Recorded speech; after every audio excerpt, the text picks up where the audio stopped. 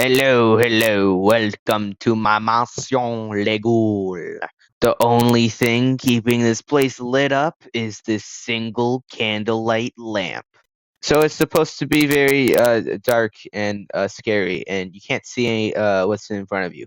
However, you can see me. So I'm going to be talking about the Telltale Heart, in the classic fashion of Christmas.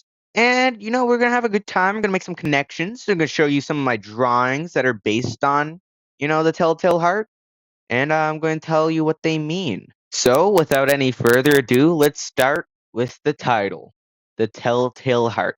What does this mean? Well, it represents the ripping apart of one's bond, betrayal of one's purest interest, love.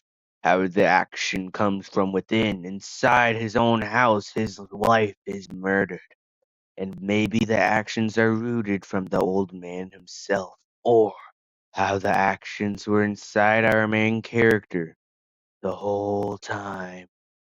Or maybe his shed just looks cool, and I think it's a creative way to do Telltale Heart. I don't know.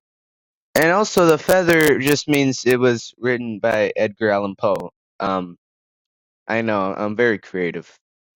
Anyway, let's just talk about the theme of the Telltale Heart because that's gonna really wrap everything together. So, the theme of the Telltale Heart by Edgar Allan Poe is betrayal.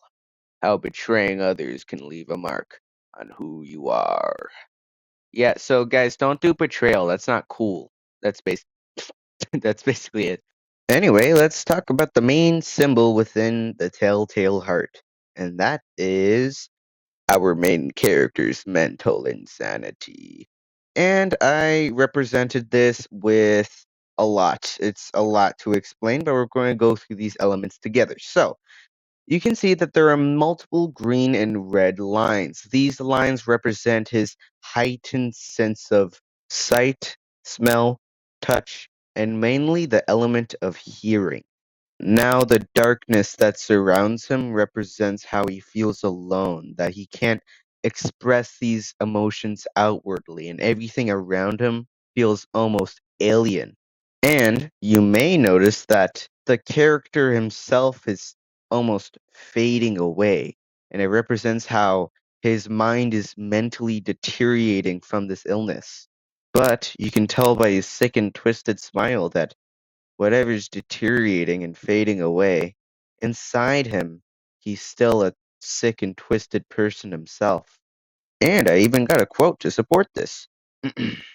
Is it not clear that I am not mad? Indeed, the illness only made my mind, my feelings, my senses stronger, more powerful.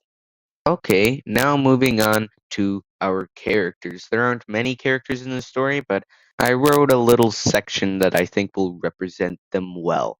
So, let's start with our main character. Our unknown main character has descended far beyond the bounds of madness, embracing his darkness desires, which kill and absorb his sanity.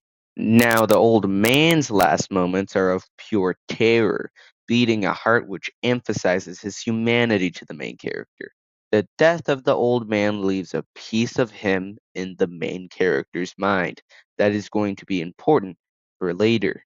Now, our last character are the police officers. The police officers are the servants of the people, and the one who serves our unknown main character is substantiation of mental insanity.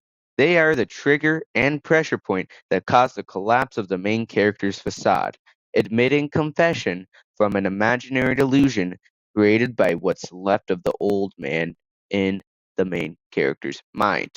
So, to describe all the characters in the story, I drew this image, and I think this is one of my favorites because it's very symbolic.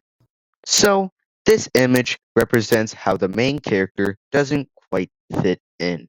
He's noticeably different from the rest, but tries his best to fit in. But he feels like he's fitting into these strange and uncomfortable people who don't feel quite normal.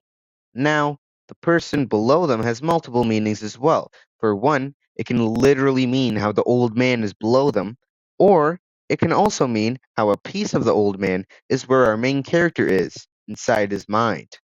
Finally, it can represent how inside the main character is a completely different person, and he just puts on a facade on the outside.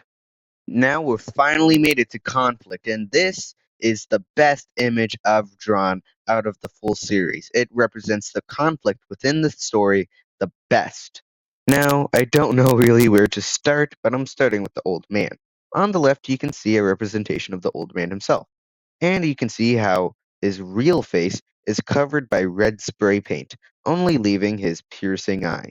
It represents how our main character could never get past his eye, and how he's willing to ignore and black out any of the human element from the old man.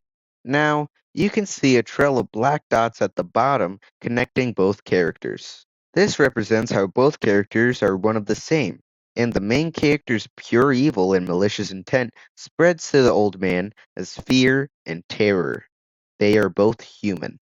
Now you can see our main character is actually connected to the old man.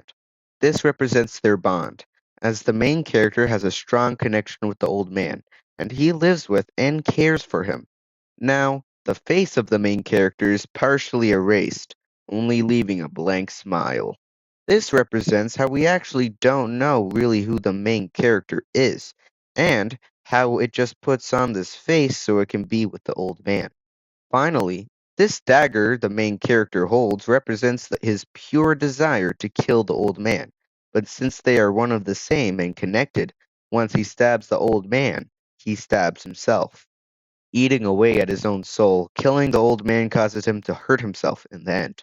And he's still left with a piece of the old man inside him in the end. The darkness that surrounds them represents that the main character isn't sure, and he feels a deception, or maybe some second thoughts that delay his murder.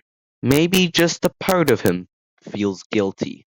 I really thought this was actually one of the most complex portions of the story, and I think that's where they really did the best job, of representing character versus character and character versus self. I really like this drawing. Now, before I move on, let me just read this quote. There was no reason for what I did. I did not hate the old man. I even loved him. He had never hurt me. I did not want his money. I think it was his eye. So, now moving on to setting. So, here I mainly went for a black and white art style, mainly because they said in the story that the house was basically just fully dark. You could not see anything, so it made sense that it was mostly dark. So, on the left, we have the old man, and on the right, we have our main character. The left, you can see that the old man is, kind of freaking out. There is a lot of stuff screaming from the old man, and it represents his anxiety that cracks are forming where he was sure of what his reality was. He's not sure anymore, and those cracks leave room for anxiety to come out and spill out. His own mind is playing tricks on him. This might be his last night on Earth. And whatever he sees on the right, it looks innocuous. It could be a lamp or it could be a full human. So his mind naturally goes to the worst extent. And here we have the final quote from the Telltale Heart. I stood quite still. For a whole hour I did not move, nor did I hear him again lie down in his bed.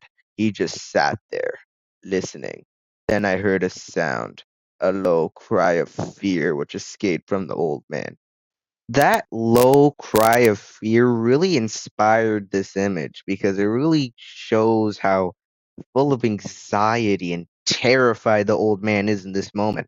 Anyway, thank you for watching this video. I just realized this video is almost 10 minutes long, so I better wrap this up quick. Okay. Have a good bye. What?